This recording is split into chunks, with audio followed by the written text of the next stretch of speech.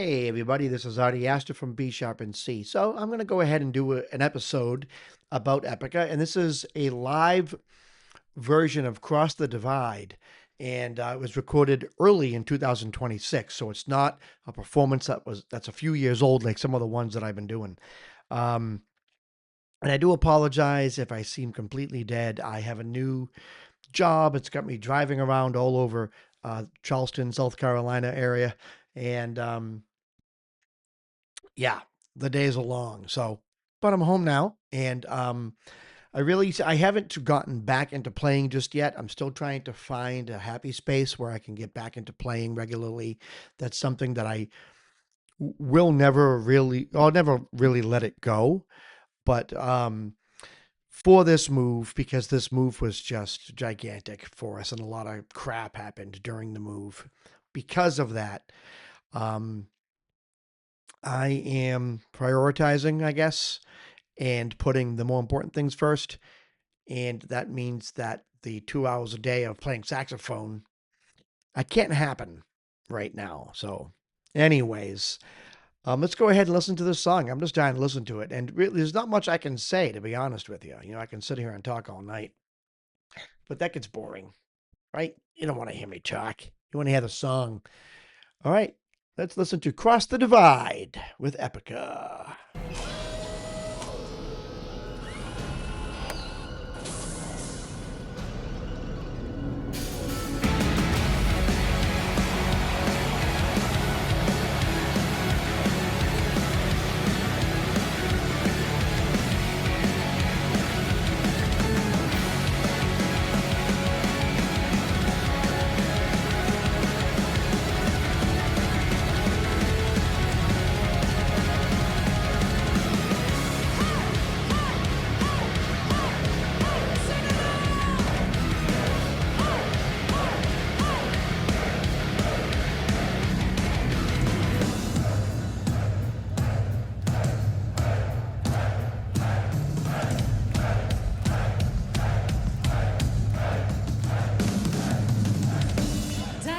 To a cosmic sea,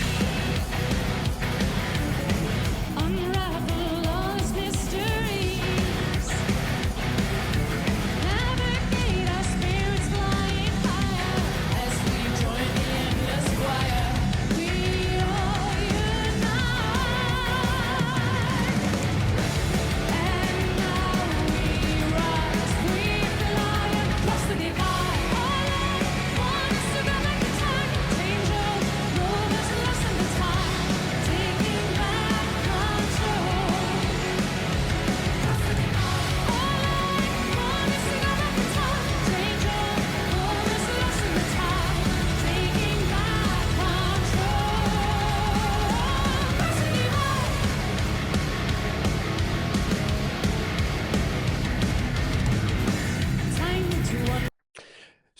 So far, this is really great.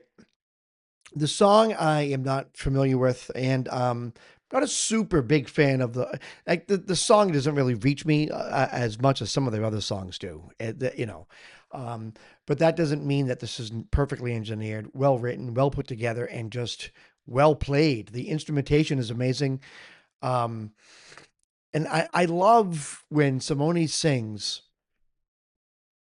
You can hear she does have a lot of fragility in her voice. I don't know if that makes any sense at all, but you can kind of tell that there's a person singing, and that sounds really stupid because of course it's a person singing, but there are some singers who are kind of like otherworldly. No matter what they do, they start singing a song, and you're kind of blown away by how amazing they are. It's like, how could this person be this technically good? And that is what Simona is. She is very good and very technical, and she is otherworldly. But the humanity in her comes out a lot, and you hear it in her voice. And you want to hear that. I want to hear that. I think that helps us relate more to her when she does that.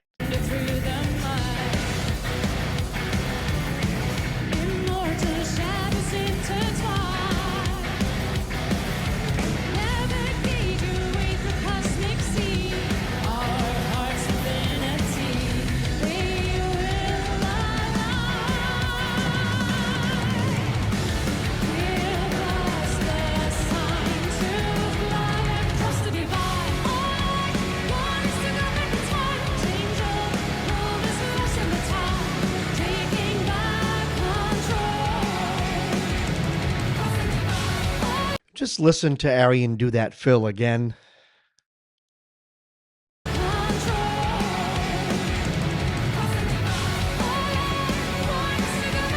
Fantastic. Absolutely fantastic.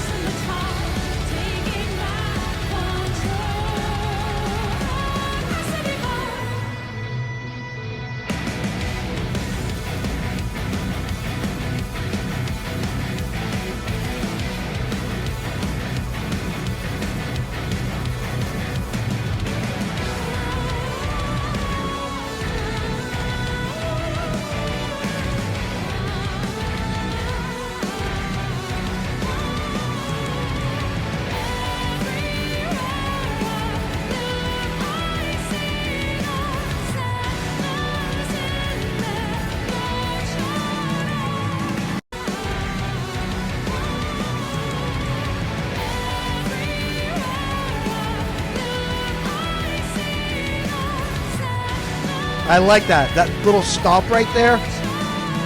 Do it because you can.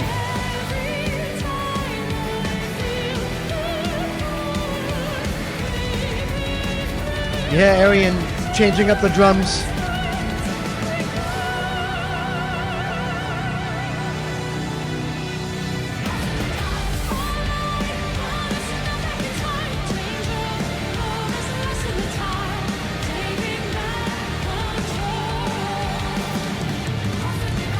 Man, those drums.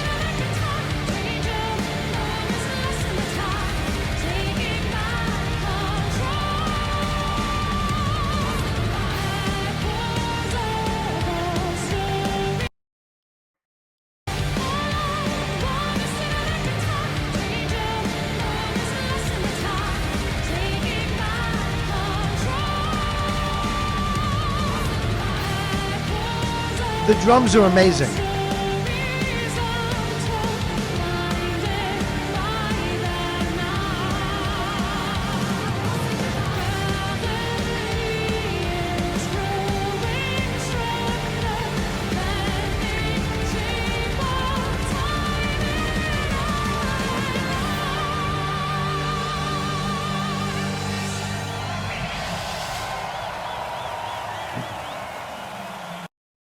Even though I didn't identify with that song, if you know, in the beginning, it did kind of grow on me, you know, and that can happen. I don't think that I would go and be like, well, I need to listen to this song by Epica. Let me go put it in the car and go for a nice long car ride by myself and just relax. Um, but it was still very enjoyable to listen to, and a lot of it. I mean, I hate to say it. Sometimes I stop listening to Simona singing, and then I get focused on what Arian does with the drums and how he. I mean, listen to Fleetwood Mac, and you could like Mick Fleetwood does things with the drums where but he was very slow but very deliberate, and you would think that the drumming for every verse would be the same, right? But every now and then he'll just do something and just hit the snare twice, or just do whatever, or just switch it up a bit, do a little something different with the timing, on bar three or whatever.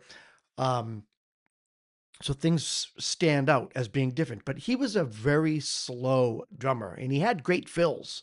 He was very good in the pocket, but very great fills. Um, Arian is like a drum machine on crack. Like he just goes completely nuts, but intelligently. And you can take it for granted, but then once you're locked in, right, hit the camera.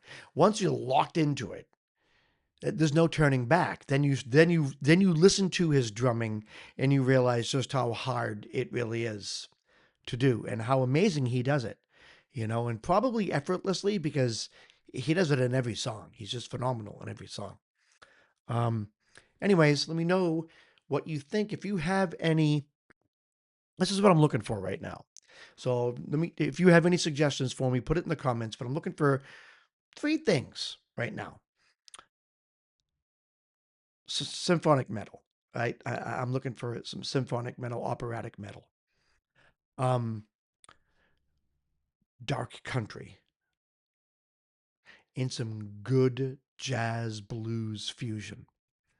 If you have any of that you want to recommend, put it in the comments. Thank you very much for listening. This is Adi Asta with B Sharp and C.